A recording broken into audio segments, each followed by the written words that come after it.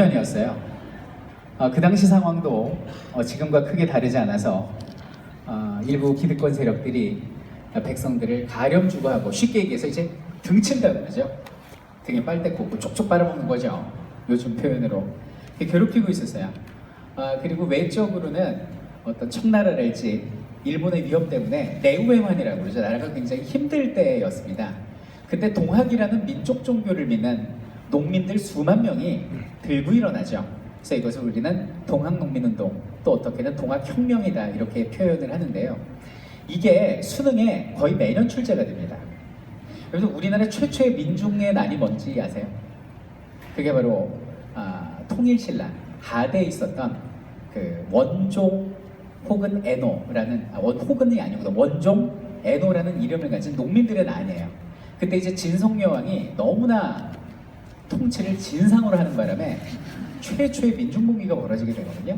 근데 문제는 뭐냐면, 원종 애노의 난부터 시작해서 고려시대에 수많은 농민들의 난이 있었지만은, 그런 것보다는 동학농민운동이 논문도 많고 수능에도 맨날 나오고 뮤지컬로도 만들어지고 질문으로도 들어온다는 얘기죠.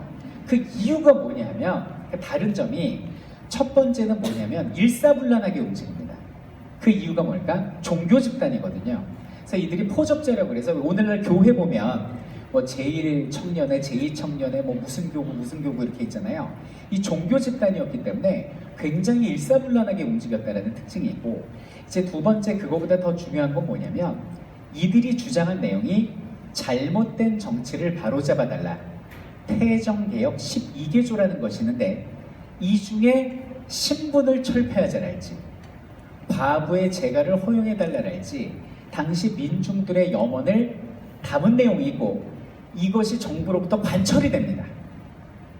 농민들의 주장이 정부한테 관철된 내용 유일한 상황이거든요. 이런 것 때문에 이제 동학농민운동이 굉장히 어떻게 보면 민중의 소리를 전한 거니까.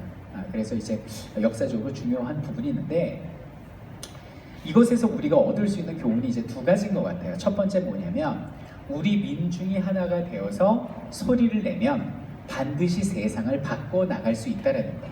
그래서 폐정개혁 12개조에 나온 조세제도도 개혁이 되고, 그리고 당시에 그 공무원 시험에 아주 전형이었지만 상당히 부패했던 과거 시험 제도도 없어지고, 그리고 과부도 재가가 허용이 되고, 고조선 때 만들어진 신분제가 철폐된 게 우리 동학농민들의 주장이 현실화되어서요.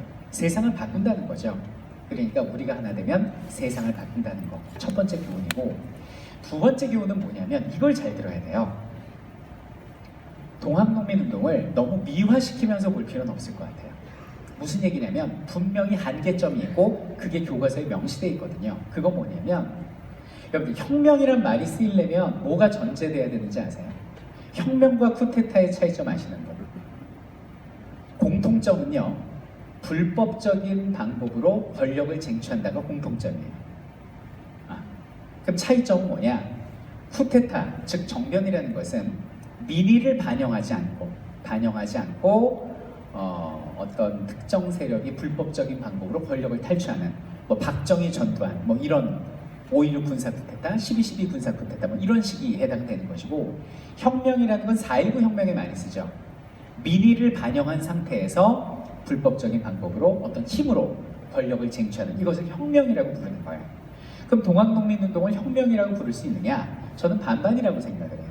무슨 얘기냐면, 다수의 농민 수만 명이 더 많은 수십만 명의 농민들의 주장을 어필했기 때문에 이건 혁명이라고 볼 수도 있지만, 혁명이라고 하기에는 좀 더 다른 세력을 포괄하지 못했다는 거죠.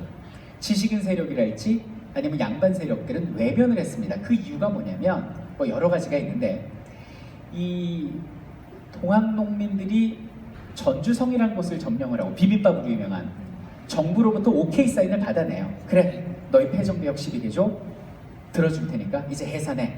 알겠소, 해산하겠소. 단 전라도에 민정기구인 집강소라는 걸 50개를 설치하고 우리가 치안 통치 및 행정 유지할 테니 간섭하지 마시오. 그리고 전라도에서 50개의 집강소를 만들어요.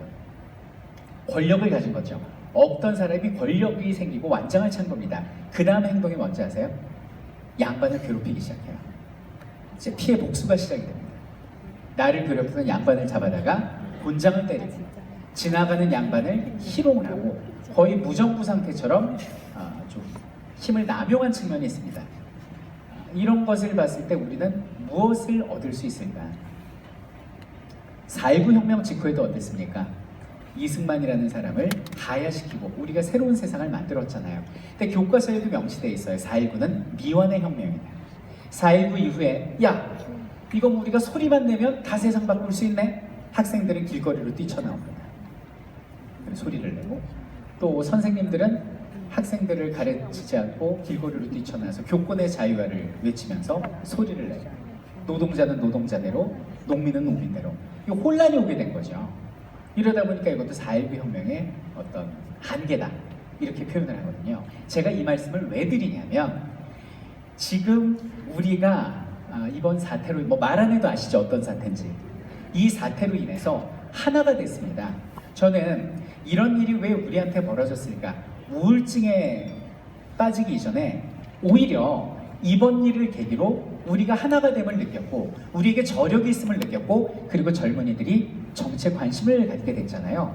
충분히 긍정적인 면이 있다고 보고 이거는 성장을 하기 위한 성장통이라고 봐요. 그래서 저는 대한민국 국민의 힘을 믿고 역사의 사이클을 믿거든요. 99.9999% 100% 우리는 하나가 돼서 우리의 뜻을 이룰 거예요. 그런데 그 다음이 더 중요하다는 걸 역사가 이야기하고 있죠. 없던 사람이 완장을 찾던 동학농민들, 그리고 4.19 혁명 이후에 들뜬 대한민국 국민들, 그 노선을 밟아가선 안 되겠죠. 우리가 이제 새로운 내년 대선이 있는데 우리가 원하는 새로운 지도자를 뽑은 뒤에 우리가 어떻게 해야 될까요? 우리가 국민의 힘이 생겼다고 완장질을 하고 소리를 내고 이래서는 안 되겠죠. 우리가 뜻을 이루고 난 다음엔 좀 더 겸손한 마음으로 각자 직분으로 돌아가서 자신의 직분에서 최선을 다하는 질서를 지키고 하나된 모습을 유지하는 이런 것들이 역사가 우리에게 주는 교훈이 아닌가라는 생각을 해보고요. 자, 이제 100년, 500년 뒤에 2016년, 17년 대한민국 국민의 촛불 시위가 하나의 혁명이라는 이름으로 우리 후손들의 교과서에 실릴 텐데요. 그 실릴 우리의 혁명은 동학농민운동보다 미완의 4.19 혁명보다 몇 배는 더 멋지고 위대한 혁명으로 자리 잡기를 간절히 바랍니다. 감사합니다. 고맙습니다. 감사합니다. 네.